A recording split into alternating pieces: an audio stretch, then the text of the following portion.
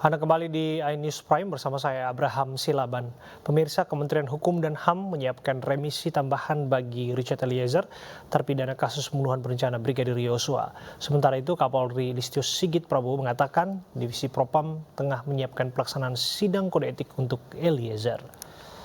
Menjatuhkan pidana terhadap terdakwa Richard Eliezer Budiang Lumiu dengan pidana penjara selama 1 tahun dan 6 bulan.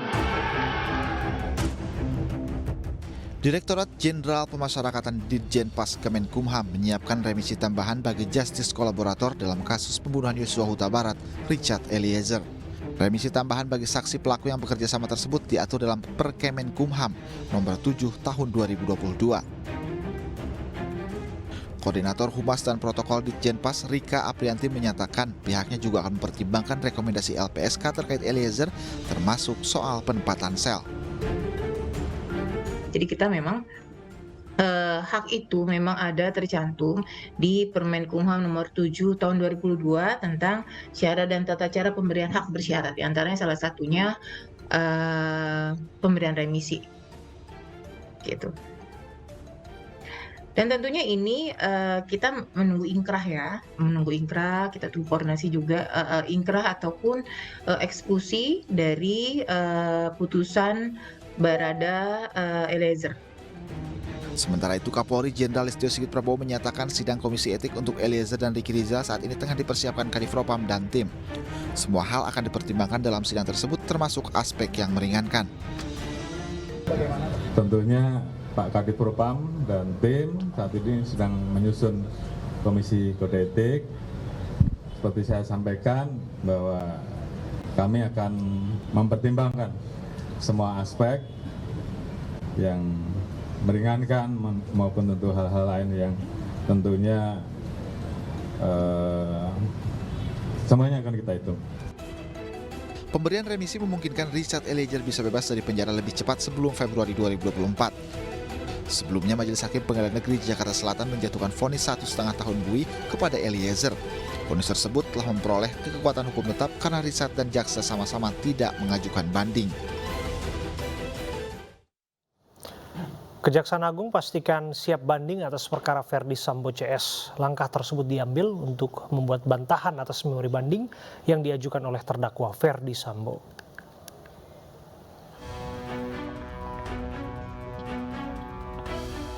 Kejaksaan Agung pastikan menyiapkan banding atas perkara Verdi Sambo dan 3 terdakwa lainnya. Hal ini dilakukan karena jika terdakwa menyatakan banding, maka penuntut umum wajib menyatakan banding.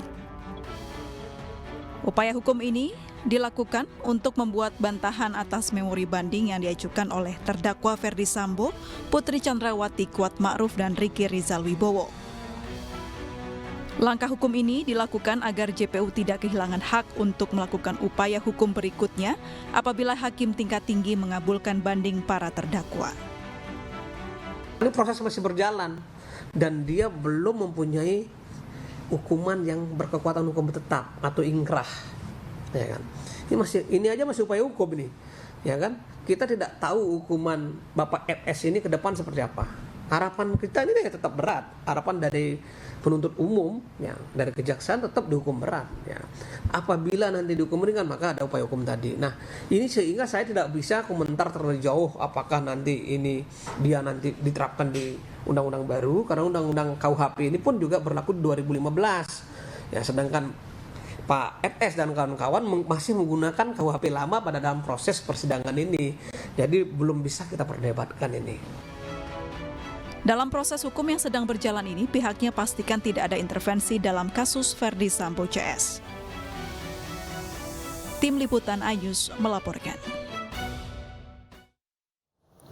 Hadirnya jaksa penuntut umum dalam kasus kematian Yosua di sidang kasus perkara Teddy Minahasa menjadi kejutan di ruang persidangan. Menurut Kejaksaan Agung, kehadiran JPU merupakan permintaan khusus Kejaksaan Tinggi DKI.